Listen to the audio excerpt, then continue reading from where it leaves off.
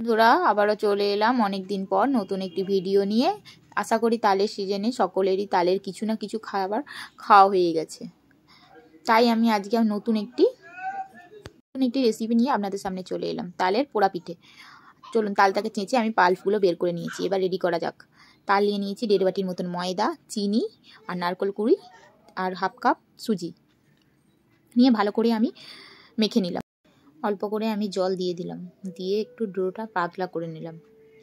চলুন, একটু আমি খাবার সোডা দিয়েছিলাম, সেই কিন্তু পরিমাণ মতো নুনটা দেবেন। এবার ভাপ পাতে বসার জন্য আমি রেডি করি। দেখুন, ডোটা কিন্তু খুব পাতলাও নয়, খুব মোটাও নয়, মিডিয়ামভাবে মেখেছি। এবার একটু সাজিয়ে নিলাম কাজু বাদাম দিয়ে। এইদিকে আমার সাজানো হয়ে গেছে। এবার ভাপাতে আমি বসিয়ে দিই।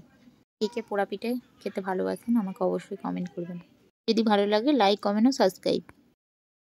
চলুন, ভাপানো আমার হয়ে এসেছে কিনা দেখি। একটা টুথপিনের সাহায্যে আমি দেখে নেবো হয়েছে কিনা। এদিকে আমার হয়ে গেছে। দেখুন কত সুন্দর কালার ও কত সুন্দর লাগছে দেখতে, পুরো কেকের মতো লাগছে আর স্বাদটাও খুব সুন্দরই।